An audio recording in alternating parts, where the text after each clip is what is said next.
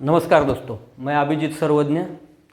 Study 360 में 360 study हमारा channel है, ठीक है। तो उसमें हम सभी सिविल इंजीनियरिंग के लेक्चर हम ले रहे हैं। चैनल का नाम है 360 स्टडी, आप उसको ज्वाइन कीजिए। हम सब सब्जेक्ट के lecture, each and every subject जो कि सिविल इंजीनियर का होगा, हम उसकी सीरीज हम कर रहे हैं, ठीक है। उसमें थ्योरी भी होगा और एमसीक्यू भी होगा। आज का लेक्चर जो होने वाला है वो थ्योरी ओरिएंटेड होगा, ठीक है।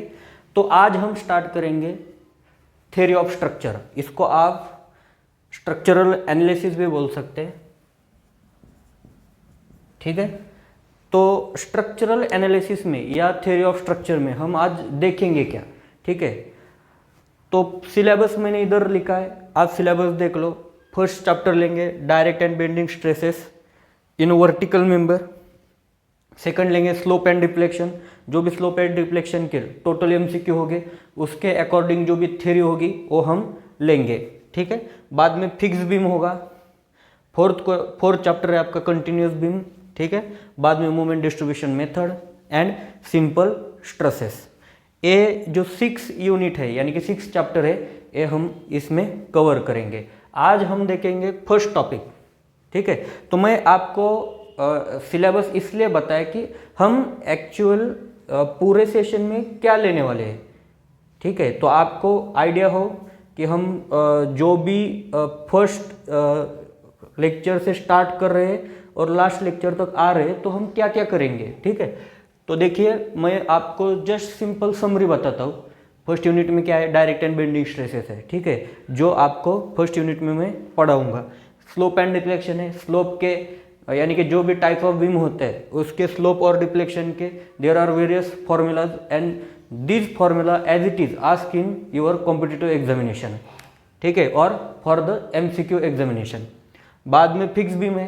फिक्स बीम हम पढ़ेंगे, ठीक है। बाद में कंटिन्यूस बीम है। उसमें हम क्या करेंगे, कंटिन्यूस बीम में क्लैपेरॉन थ्योरम यूज करके जो भी हमको मूवमेंट निकालने के लिए पूछते हैं वो हम देखेंगे। उसके फॉर्मूले होते हैं, वो आपको एमसीक्यू में पूछते हैं, ठीक है। बाद में मूवमेंट डिस्ट्रीब्यूशन मेथड है।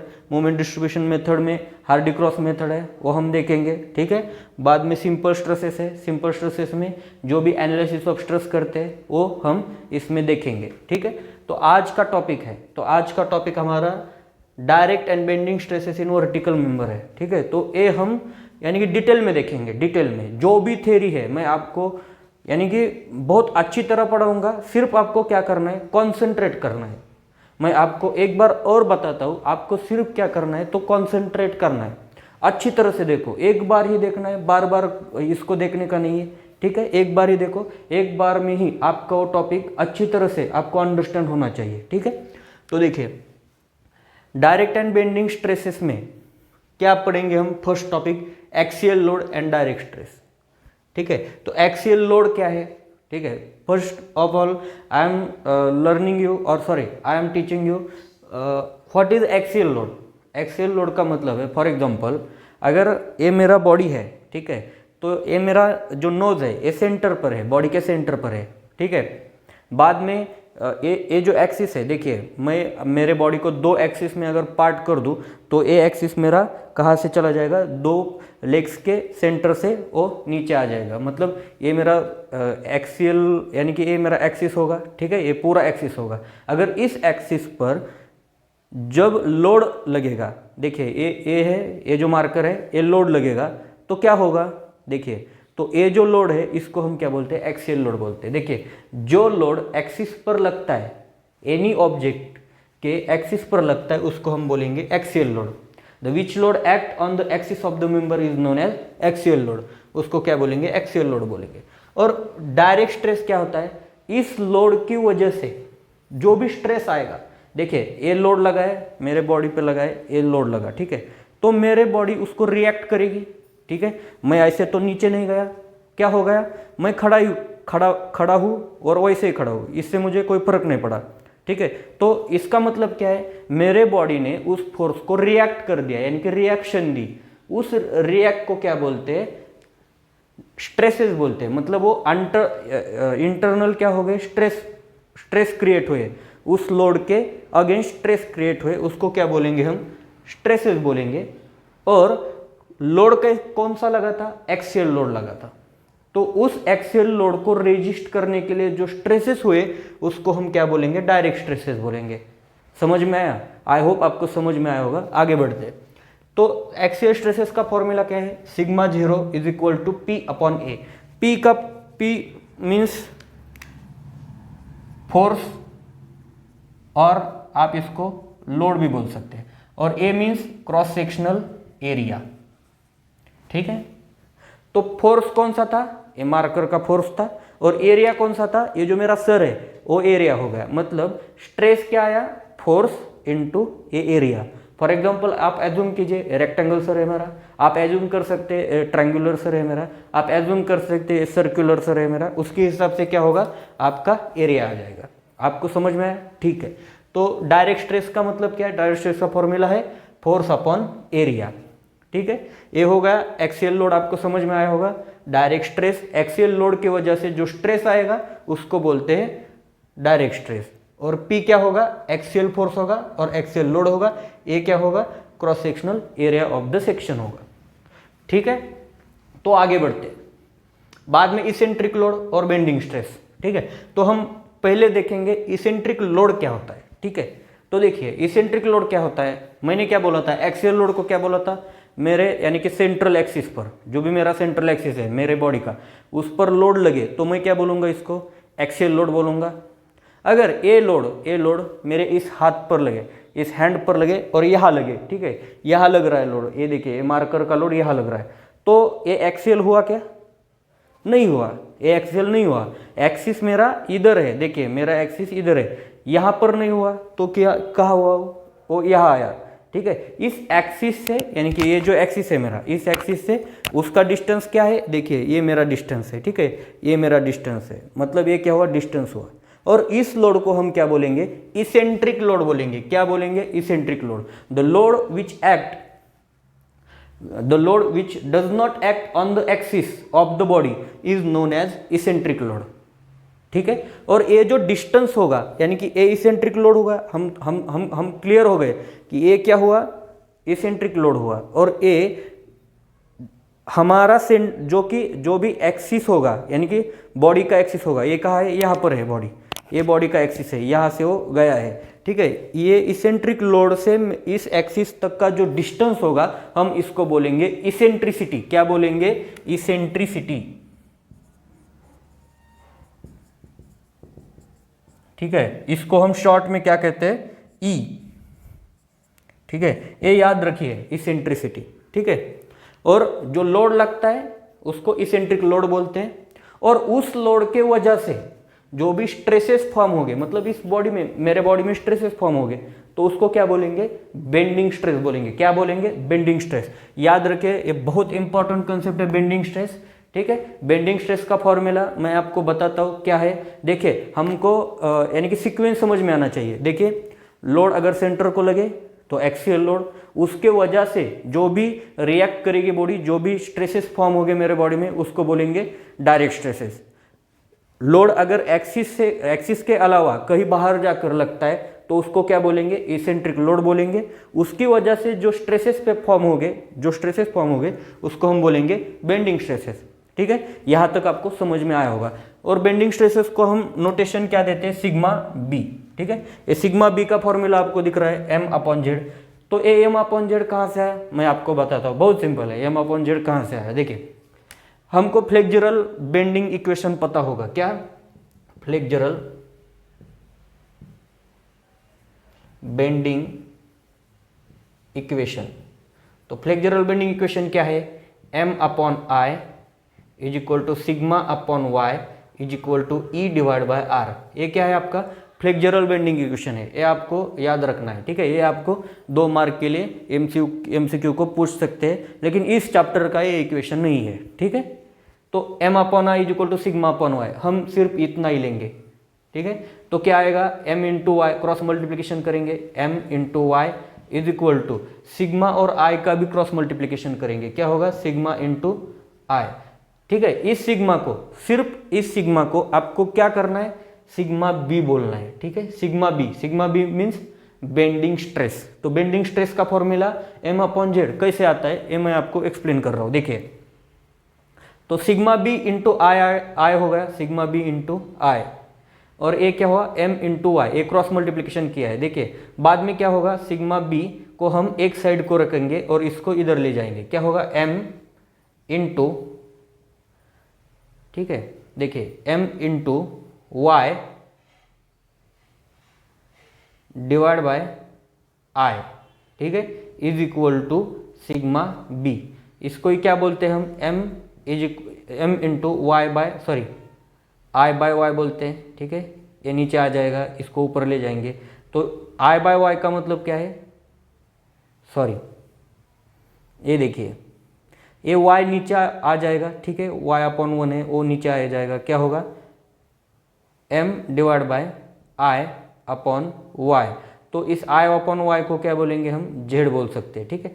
तो आपको यानी कि फाइनली फॉर्मूला क्या आ जाएगा, m upon z is equal to sigma b। देखिए आपका ये फॉर्मूला डिराइव हो गया। आपको ये सब याद रखने की जरूरत नहीं, आपको सिर्फ क्या रखना है, ये फॉर्मूला याद रखना है, m upon z is equal to sigma b। और z का मतलब क्या है, आपका z का मतलब है सेक्शन मॉड्यूलस। देखिए इसका मतलब है सेक्शन मॉड्यूलस। आपको एमसीक्यू में पूछ सकते हैं सेक्शन मॉड्यूलस का फॉर्मूला पूछ सकते हैं, क्या है, I upon Y. I means moment of inertia, Y means the distance between neutral axis to extreme fibre, ठीक है।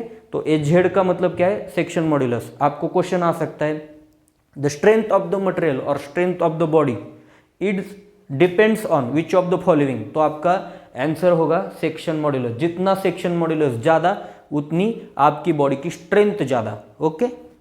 तो बाद में देखिए ये हो गया m अपॉन जेड, मैंने एक्सप्लेन कर दिया। देखिए इसको बोलते हैं इसेंट्रिक लोड, और ये जो m अपॉन जेड है सिग्मा बी का फॉर्मूला, इसको बोलते हैं बेंडिंग स्ट्रेस। तो अब हम क्या करेंगे,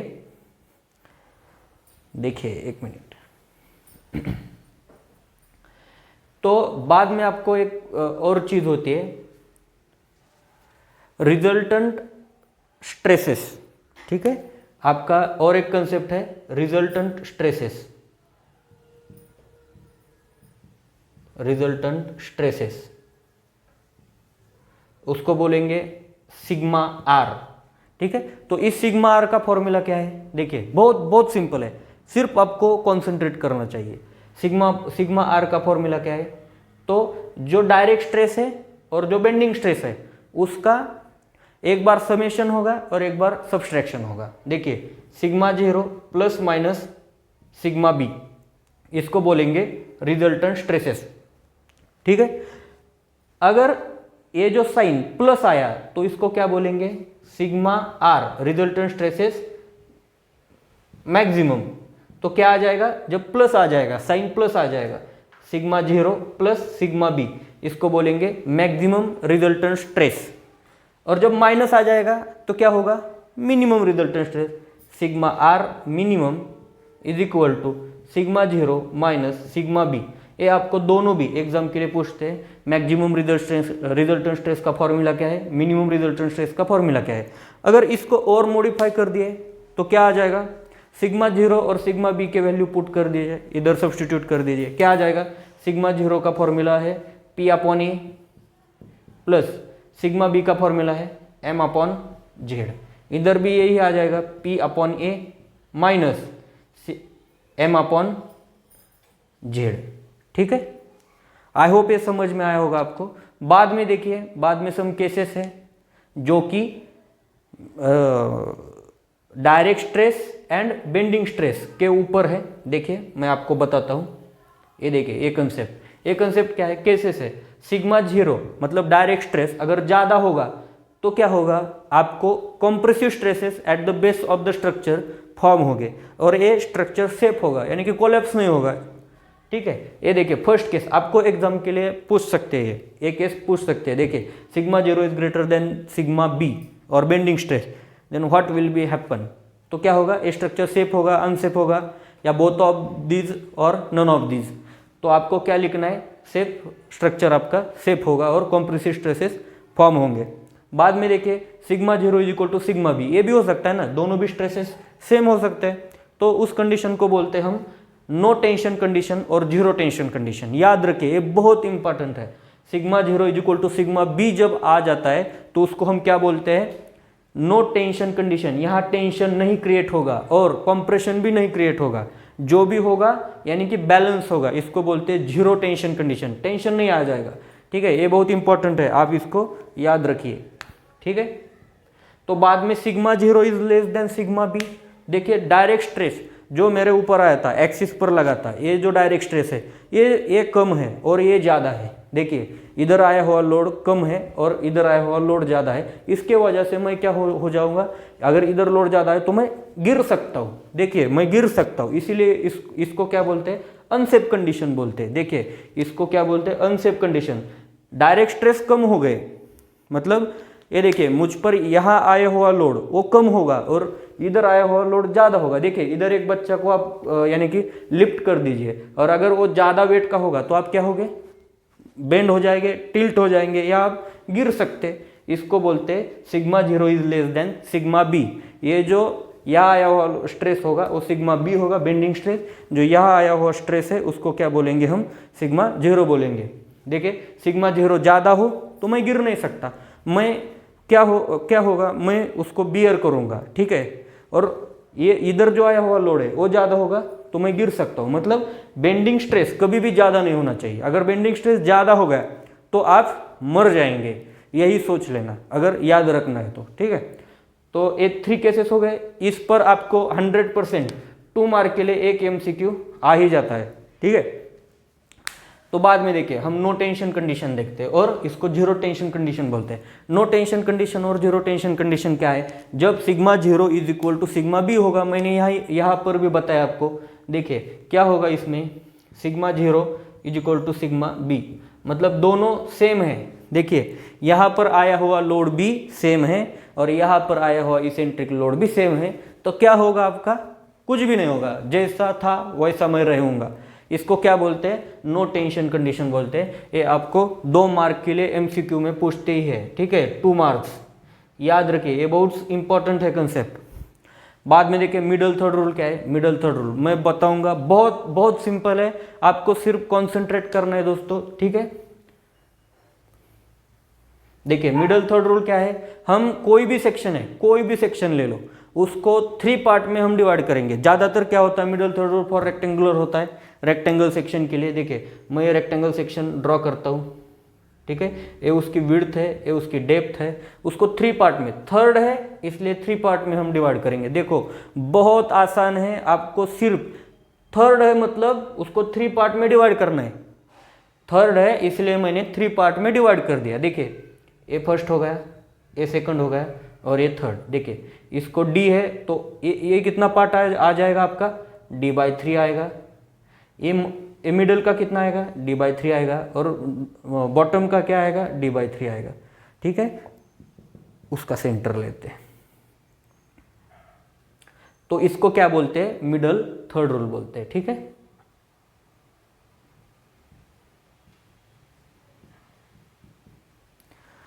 ठीक है, आई होप आपको समझ में आया होगा मिडल थर्ड रूल क्या है। तो आपको मिडल थर्ड रूल का मतलब है, मिडल थर्ड रूल क्यों हम निकालते हैं, ये भी आपको क्वेश्चन पूछ सकते हैं एग्जाम में। मिडल थर्ड रूल क्यों आपको ज़रूरी है, तो आपको मैक्सिमम इसेंट्रिसिटी फाइंड आउट करने के लिए मिडल थर्ड रूल यूज होता है। To find out maximum eccentricity,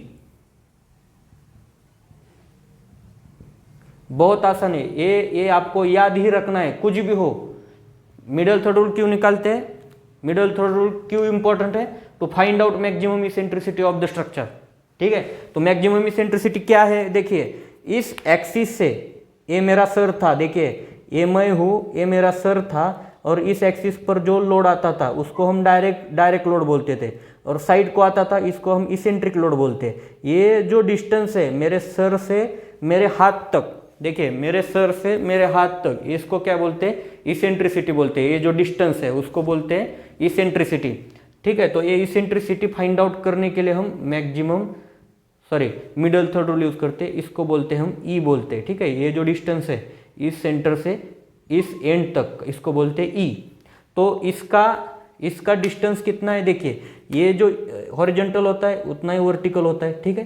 तो टोटल क्या है, d/3 है, ठीक है। अगर आपको इसेंट्रिसिटी निकालनी है तो क्या आ जाएगा, d/3 को हम क्या करेंगे, ये पूरा है, आपको सिर्फ आधा चाहिए तो क्या करेंगे, d/3 डिवाइड बाय 2 करेंगे, तो क्या आ जाएगा, वो ए ऊपर चला जाएगा, मतलब 1/2 होगा, इंटू 1/2, ठीक है। तो क्या आता है, d into 1 d divide bye 3 into 2 6, तो कितना आएगा d/6, ठीक है। तो d/6 आ जाता है। देखिए इसकी इसेंट्रिसिटी क्या आ जाएगी रेक्टेंगल सेक्शन की, d/6, ठीक है। ये बहुत आसान है, आपको 2 मार्क दिला सकता है। इस पर एक ही क्वेश्चन आता है, why we find out the middle third rule और व्हाट इज द फंक्शन और what is the significance of the middle third rule. तो उसका करेक्ट आंसर होगा to find out the maximum eccentricity of the structure, ठीक है। तो बाद में देखेंगे हम core of section. Core of section क्या होता है, बहुत आसान है। देखिए कोर ऑफ सेक्शन जनरली हम कोई भी स्ट्रक्चर का निकाल सकते हैं, लेकिन आपको बेसिकली टॉस में आपको दो ही स्ट्रक्चर हम कंस्ट्रक्ट करते हैं, यानी कि ये सब जो भी हम पार्ट देख रहे हैं, एक कॉलम के लिए देख रहे हैं, मतलब कॉलम आपने देखा है क्या कभी ट्रायंगुलर होता है, ठीक है, होगा लेकिन एक्सेप्शनल केसेस में होगा। जनरली जो यूज करते हैं हम वही लेंगे। तो कोर ऑफ सेक्शन, ठीक है, ये क्या है, क्या कंसेप्ट है मैं बता रहा हूँ। कोर ऑफ सेक्शन का मतलब है आपका स्ट्रक्चर का ऐसा सेक्शन जहां पर इसेंट्रिक लोड नहीं आता। The section where eccentric load is 0 is known as core of section. अगर इसेंट्रिक लोड 0 आएगा, देखिए इसेंट्रिक लोड और बेंडिंग स्ट्रेस 0 आ जाएगा, sigma b is equal to 0, तो कौन सा आएगा, तो डायरेक्ट स्ट्रेस आएगा। जहां पर सिर्फ डायरेक्ट स्ट्रेस होगा उसको क्या बोलेंगे, कोर ऑफ सेक्शन बोलेंगे। देखिए मैं अब कोर ऑफ सेक्शन आपको ड्रॉ कर दिखाता हूं। देखिए 2 सेक्शन है, मान लीजिए एक है रेक्टेंगल सेक्शन और एक है सर्कुलर सेक्शन, और थर्ड भी देखेंगे हॉलो सेक्शन। यहां पर निकालता हूं हॉलो सेक्शन, ठीक है। तो देखिए 1 मिनट, ये हॉलो सेक्शन है, ठीक है। थोड़ा डायग्राम अच्छा नहीं आया है, आप समझ लीजिए। ये जो है रेक्टेंगल सेक्शन, उसका 2 एक्सिस हो गए, कौन से, one is x x axis and second one is y y axis, y y x x, ठीक है। ऐसा एरिया जहां बेंडिंग स्ट्रेस 0 होंगे, मतलब इसेंट्रिक लोड वहां नहीं आएगा। तो ये कितना होता है, फॉर एग्जांपल ये अगर हम एज्यूम कर दे तो ये जो सेक्शन होता है ये इतना होता है, ठीक है। तो इसका सेक्शन हम कैसे फाइंड आउट करते हैं, कोर ऑफ सेक्शन में, सॉरी मिडल थर्ड रूल में भी आपने देखा है, रेक्टेंगल का क्या आता है ये सेक्शन। देखिए ये सेक्शन कितना आता है रेक्टेंगल का, तो ये सेक्शन आपका, अगर इसको B बोलेंगे और इसको D बोलेंगे तो ये कितना आएगा, ये सेक्शन B/2 आएगा, ठीक है, B/3 आएगा। हमको क्या चाहिए, कोर ऑफ सेक्शन चाहिए, कितना आया, B/3 आया, ठीक है। सर्कल का कितना आएगा, देखिए इसका B/3 आया, सर्कल का भी ये पोर्शन होगा जहां पर बेंडिंग स्ट्रेस 0 होंगे, ठीक है। तो वो सर्कल के लिए वैल्यू है, आप याद रखिए, रिमेंबर कीजिए, वो होगा, अगर ये D है, डायमीटर है, तो D/4 आ जाएगा। देखिए बहुत आसान है, बहुत आसान है, D/4 और इसका B/4। अगर हम हॉलो सेक्शन को जाएंगे तो हॉलो सेक्शन का भी क्या होगा, ये होगा, ठीक है, ये कोर ऑफ सेक्शन होगा जहां पर बेंडिंग स्ट्रेस 0 होंगे, direct stress only here form, ठीक है। तो क्या आ जाएगा इसका, देखिए तो ए डिस्टेंस आ जाएगा D plus small d divide bye 4 into capital D, ठीक है। ये क्या होगा आपका कोर ऑफ सेक्शन, ठीक है। आपको कोर ऑफ सेक्शन तो पूछते ही पूछते हैं, लेकिन मैक्सिमम इसेंट्रिसिटी भी पूछते हैं। और इसेंट्रिसिटी का मतलब क्या है, एक्सिस से, ए एक्सिस है, ठीक है, ए एक्सिस से एंड तक का डिस्टेंस, मतलब ए डिस्टेंस। तो ए कितना आएगा, जो भी ए है यानी कि जो B/3 है उसका क्या होगा, हाफ होगा। ए B/3 है तो इतना क्या होगा, B/3 के हाफ होगा। मतलब देखिए इस रेक्टेंगल को क्या आ जाएगा, B/3 डिवाइड बाय, ये क्या होगा, इसेंट्रिसिटी का वैल्यू है B/3 डिवाइड बाय 1/2, तो क्या आ जाएगा, ये ऊपर जाएगा, मतलब क्या होगा B/3 इंटू ये क्या होगा, सॉरी ये डिवाइड बाय 2 होगा, मतलब क्या होगा 1/2, तो क्या हुआ b into 1 b divide by 3 into 2 6। देखिए हम क्या करते हैं, जो भी आया है इसका हाफ लेंगे, मतलब डिवाइड बाय 2 करेंगे, तो 2 का कुछ नहीं होता तो क्या होगा, डिनोमिनेटर को 1 आ जाएगा, वो ऊपर आ जाएगा तो क्या होगा, ये क्या होता है रिवर्स होता है, तो क्या होता है 1/2 और बाद में b इंटू 1 b 3 इंटू 2 6, तो क्या होगा eccentricity for rectangular section b/6 होगी। तो इसके लिए क्या होगी, सेम केस, टोटल d/4 है तो हमको आधा निकलना है, तो आधा कितना आ जाएगा, देखिए हमको आधा निकलना है तो आधा कितना आ जाएगा, जो भी है उसका हाफ होगा। देखिए E is equal to d/4 divide by 2, तो ऊपर आ जाएगा, ये 2 ऊपर आ जाएगा, उसके नीचे 1 होगा, ठीक है, तो d/4 इंटू 1/2, तो क्या आ जाता है d into 1 d divide bye 4 into 2 8, तो आपका maximum eccentricity for circular section d/8 होगा। याद रखिए ये क्वेश्चन आपको एग्जाम में पूछते हैं, ये क्वेश्चन आपको एग्जाम में पूछते हैं, d/8 होगा। इसका क्या होगा, देखिए इसका क्या है, core of section d plus small d divide by 4d, तो इसका क्या होता है, सॉरी इधर माइनस होता है, ठीक है, d minus small d divide by 4d, तो इसका क्या आ जाएगा, इसका भी डिवाइड बाय 2 होगा, E is equal to d minus small d divide by 4d divide by 2, ये भी ऊपर आ जाएगा, क्या होगा, ये यहाँ पर मल्टीप्लाई करेगा 1/2 से, तो बाद में क्या आ जाएगा, ये d माइनस 1 इंटू 1 क्या होगा, d minus small d divide by 4d into 2 क्या होगा, 4 इंटू 2 8d, तो E का वैल्यू क्या आ जाएगा, d minus d divide bye 8d, ये क्या होगा, कोर ऑफ सेक्शन होगा। बहुत बहुत आसान है, आपको सिर्फ ये वैल्यू याद रखनी है। कोर ऑफ सेक्शन पूछे तो क्या होगा, रेक्टेंगुलर सेक्शन का b/3 होगा, सर्कुलर सेक्शन का d/4 होगा, हॉलो सेक्शन का d माइनस d, देखिए ये क्या है, सॉलिड सेक्शन है, और इसमें क्या होगा, हॉलो सेक्शन होगा, तो क्या करेंगे, इस d में, ये देखिए ये कैपिटल D भी बोल सकते हैं या स्मॉल d पर बोल सकते हैं, लेकिन हम क्या बोलेंगे, इसको कैपिटल D बोलेंगे, ठीक है। तो इसको क्या होगा, इसका क्या होगा, सिर्फ स्मॉल d इसमें माइनस करेंगे, देखिए कैपिटल D माइनस d, ये भी कैपिटल D है, उसमें से क्या कर दिया हमने, इंटरनल डायमीटर माइनस कर दिया, डिवाइड बाय 4 है, डिवाइड बाय 4 आ जाएगा, और d सिर्फ कैपिटल D हमने डिनोमिनेटर को ऐड किया है, बाद में वैसे तो इसमें कोई भी यानी कि कुछ भी नया नहीं किया हमने, ठीक है। तो इसेंट्रिसिटी कैसे निकालते हैं, जो भी कोर ऑफ सेक्शन है उसका हाफ क्या होगा, मैक्सिमम इसेंट्रिसिटी होगा। तो देखिए E इज इक्वल टू क्या क्या क्या आ गया आपको, maximum eccentricity b/6 for rectangular section, for circular section capital D upon 8, और for hollow section capital D minus small d divide bye 8d, ठीक है, बहुत आसान है।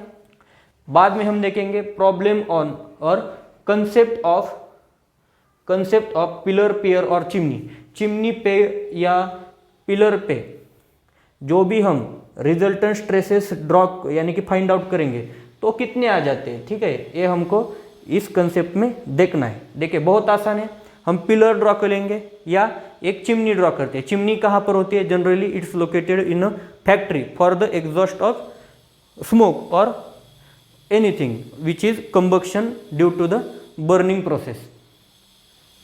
देखिए ये आपका क्या है, चिमनी है, ऐसा हम कंसिडर करते हैं, ठीक है।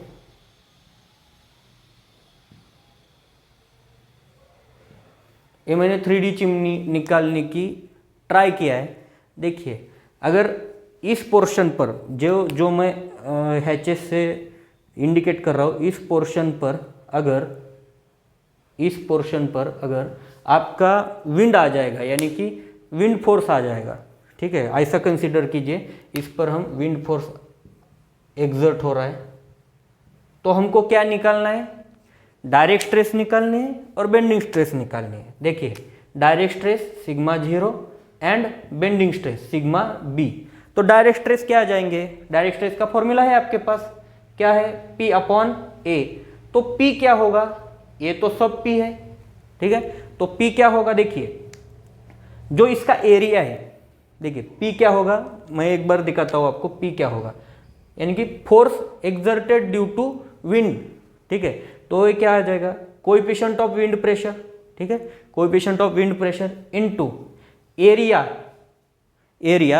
Where wind pressure is exerted. तो ये क्या होगा, देखिए इसको हम बोलेंगे यानी कि ए बी है, ए डी है, ठीक है। इसका हम क्रॉस सेक्शन ले तो क्या आ जाएगा, ए ऐसा आ जाएगा, बी और डी, ए साइड क्या होगी, डी होगी, ठीक है। और ए क्या होगी, हाइट होगी, ठीक है। तो ये क्या आ जाएगी, डी इंटू एच, एरिया क्या होगा, डी इंटू एच, ठीक है। पी यानी कि आपका विंड प्रेशर का coefficient into D into H, area हो गया, ठीक है। और बाद में आपका क्या आ जाएगा, कोएफिशिएंट ऑफ विंड प्रेशर,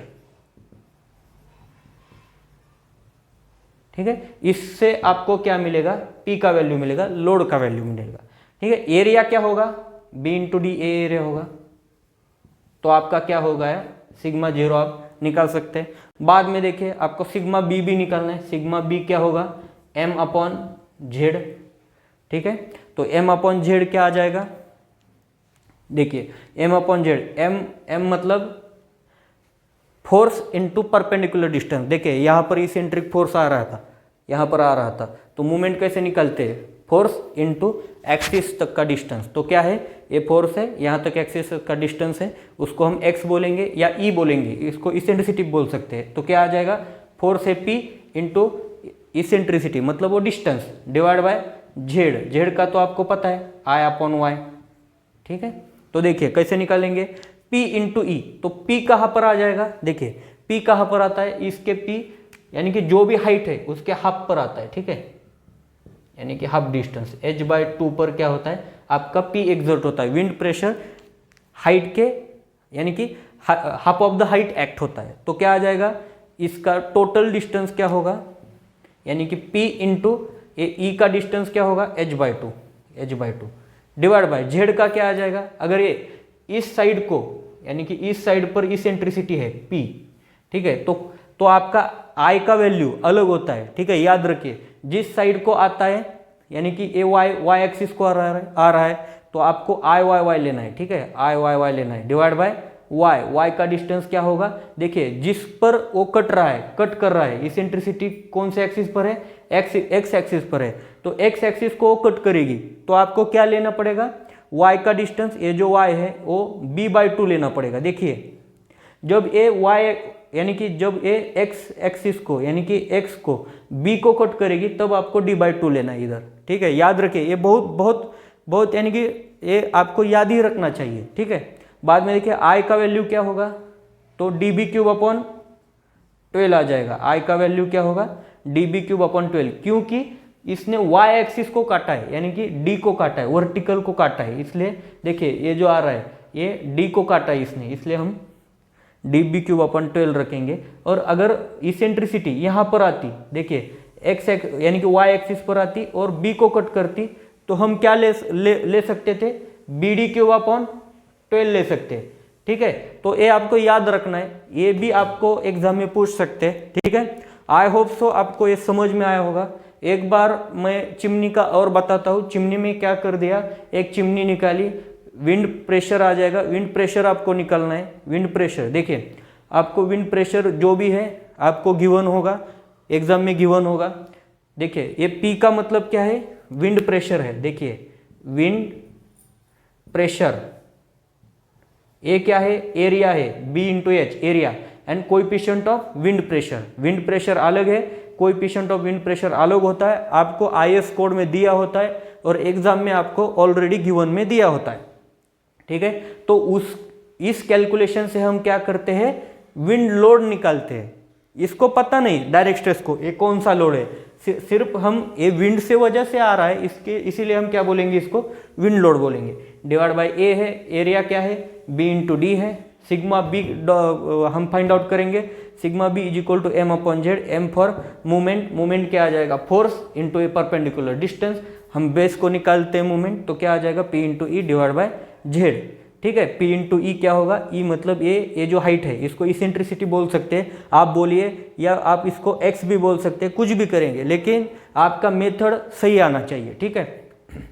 तो बाद में डिवाइड बाय जेड, जेड मतलब सेक्शन मॉड्यूलस, सेक्शन मॉड्यूलस जितना ज़्यादा उतना स्ट्रेंथ ज़्यादा, सेक्शन मॉड्यूलस का फॉर्मूला है आई अपॉन वाई। तो आई कौन सा लेंगे, देखिए ये पी क्या कर रहा है, डी को काट रहा है, तो डी को काट रहा है मतलब आपको क्या करना है, आई वाई लेना है। देखिए वर्टिकल एक्सिस को, वर्टिकल साइड को काट रहा है, इसके लिए आपको क्या लेना है, आई वाई की वैल्यू इस आई पर रखनी है, ठीक है।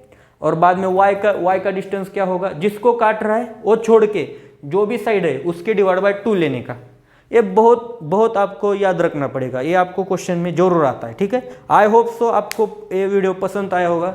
इधर फर्स्ट यूनिट देखिए, एक ही वीडियो में आपको फर्स्ट यूनिट का पूरा बता दिया है। आप एक बार देखिए, 2 बार देखिए, बार देखिए इस वीडियो को, जब तक आपको समझ में नहीं आता तब तक देखिए, ठीक है। ये जनरली डिप्लोमा को होता है, डिप्लोमा का यानी कि डिप्लोमा को होता है, डिग्री को एक कंसेप्ट होता है, और आपके जो भी जूनियर इंजीनियर के एग्ज़ाम है, असिस्टेंट इंजीनियर के यानी कि स्टेट के एग्ज़ाम है, और कोई भी एग्ज़ाम है उसमें ये कंसेप्ट बहुत ज़रूरी है। आई होप आपको समझ में आया होगा। और इसके बाद क्या होगा, इसके बाद इस सब यानी कि कंसेप्ट लिए उस पर MCQ लेंगे, ठीक है। और MCQ में यानी कि जो भी प्रीवियस ईयर एग्ज़ाम में जो आपको MCQ आए हैं उसके हिसाब से हम सब MCQ कवर करेंगे नेक्स्ट वीडियो में, ठीक है। वो भी आपको आ जाएगा, ठीक है। तो आई होप सो आपको समझ में आया होगा। अगर आपको ये अच्छा लगे तो लाइक कीजिए, अगर कुछ प्रॉब्लम है तो कमेंट बॉक्स पर आप लिख सकते हैं, यानी कि कुछ समझ में नहीं आया आपको, अबाउट में जाकर, चैनल के अबाउट में जाकर कांटेक्ट मिलेंगे आपको, वहाँ पर आप हमसे कांटेक्ट कर सकते हैं। कोई भी दिक्कत है तो हम उसको सॉल्व करेंगे। हमारा सिर्फ मोटिव यही है कि एजुकेशन सबके पास पहुँचना चाहिए और वो फ्री होना चाहिए, बिकॉज राइट टू एजुकेशन जो कि संविधान में हमारे है वो सबको मिलना चाहिए, ठीक है। बस इतना ही मोटिव है, ठीक है। अगर आपको पसंद आए तो सब लोगों को यानी कि जो भी आपके फ्रेंड है उसको आप शेयर कीजिए, क्योंकि ये सबको कंटेंट मिलना चाहिए, ठीक है। बहुत बहुत धन्यवाद।